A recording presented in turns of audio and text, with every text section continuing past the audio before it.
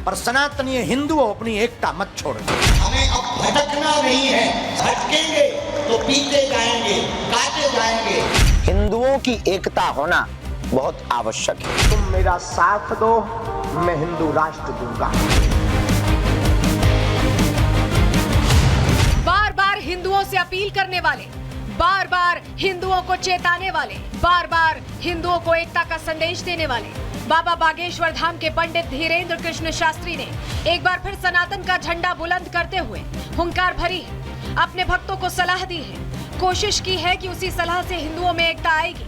कहा है कि सभी भक्त अपने नाम के आगे हिंदू लिखें, जिससे जात पात मिटेगी और क्रांति आएगी। आप खुद ही सुनिए। अपने नाम के साथ में जात के पीछे नहीं, अपनी जाति के आगे हिंदू लगाना प्रारंभ कर देवे। या अपने नाम के आगे लिखो या नाम के पीछे लिखो, लेकिन लिखो हिंदू।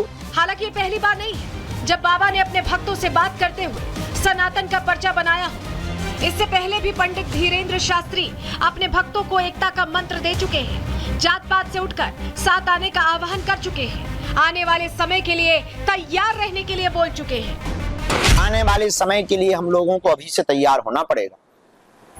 इसलिए हिंदुओं की एकता होना बहुत आवश्यक है। हिंदुओं की एकता के लिए जात पात सबसे बड़ी दीवार है। जब तक ये नहीं मिटेगी तब तक हिंदू एकता नहीं होगी। हिंदू एकता नहीं होगी तो राष्ट्र की समृद्धि में रुकावट रोड़ा हमेशा बना रहे। इस देश के विकास में सबसे बड़ा अवरोध यही है। इतना ही नहीं, बांग्लादेश और पाकिस्तान में बने हालातों को लेकर भी पंडित धीरेन्द्र शास्त्री चिंता जता चुके हैं। मर जाना पर सनातनी हिंदुओं अपनी एकता मत छोड़ना। तुम्हारा एक होना बहुत जरूरी है, और खासकर विदेशी धरती पर। यहाँ तुम्हारे पास सब कुछ है, भगवान की कृपा है और ईश्वर करे और रहे, पर अपनी कम्युनिटी को, अपने समाज को मत छोड़ना। हिंदुओं को यही मंत्र देकर धीरेन्द्र शास्त्री एक होने की बात तो कर रहे हैं, और यही वो वजह भी है जिस वजह से वो हिंदुत्व के बड़े झंडा बरदार बनकर उभरे हैं। Bureau report, Republic Bharat. तो सुना आपने जात और पात पर प्रहार करते हुए क्या कहा है धीरेन्द्र कृष्ण शास्त्री ने। लेकिन आपको बताएं, यात्रा निकालने वाले लोगों में जागरूकता फैलाने के लिए, सनातनियों को एक करने के लिए यात्रा निकालने वाले हैं। 21 नवंबर से लेकर 30 नवंबर तक ये यात्रा निकलने वाली है। 21 नवंबर को बागेश्वर धाम से यात्रा की शुरुआत होगी और उसके बाद 30 नवंबर को ओरछा पहुंचकर इसका समापन होगा। अलग अलग जगहों पर इस बीच जाएंगे। लगभग 160 किलोमीटर की ये पैदल यात्रा है, जहां लोगों से जुड़ते हुए चलेंगे पंडित धीरेन्द्र कृष्ण शास्त्री। रोजाना 20 किलोमीटर का सफर तय करेगी ये यात्रा, लोगों से जुड़ते हुए आगे बढ़ेगी। भक्त और हिंदू समुदाय के लोग इस यात्रा में शामिल होंगे, इसका हिस्सा होंगे। पद यात्रा इस मकसद से की जा रही, इस उद्देश्य से की जा रही है कि हिंदुओं को जागृत किया जाए, उन्हें एकता का संदेश दिया जाए।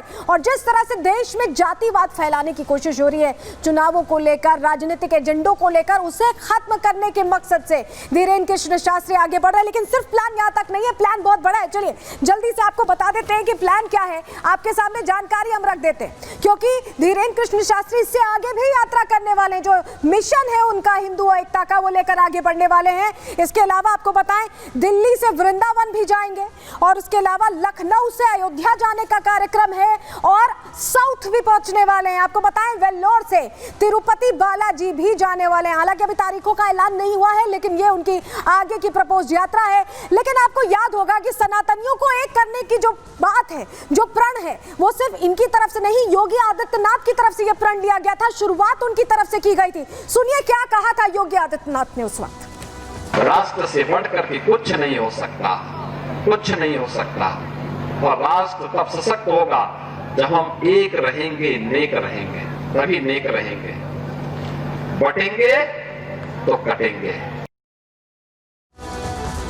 योगी ही नहीं, आपको बताते हैं प्रधानमंत्री नरेंद्र मोदी ने भी कहा है कि हम बांटेंगे तो बांटने वाले महफिल सजाएंगे। जी हाँ, उनकी तरफ से कहा गया था। योगी आदित्यनाथ ने क्या कहा था, हमने आपको बताया कि एक रहेंगे तो नेक रहेंगे, बटेंगे तो कटेंगे कहा था। और अब मोहन भागवत की तरफ से भी इसमें एक बयान आया था। आपको बताएं कि हिंदू समाज को एक होने की गुहार उन्होंने भी लगाई थी। प्रदीप सिंह जो सांसद है बीजेपी के, उन्होंने भी कहा था कि अररिया में रहना है तो हिंदू बन के रहना होगा, एक साथ रहना होगा। ये तमाम वो सियासी चेहरे हैं जिन्होंने पहले ये कहा है। और वहीं आपको बताएं कि दत्तात्रेय होसबोले आरएसएस के जो सह सरकार्यवाह हैं, उनकी तरफ से भी अब इसको लेकर बयान दिया गया। उन्होंने भी एकता के मंत्र पर जोर दिया है, सुनिए जरा। स्लोगन कुछ में कटेंगे बटेंगे जो भी कहें, स्पिरिट क्या है, हिंदू समाज एकता से एकात्मता से नहीं रहेगा तो हम जाति भाषा प्रांत के अगर पिछड़ा भेद से हम करेंगे तो हम कटेंगे।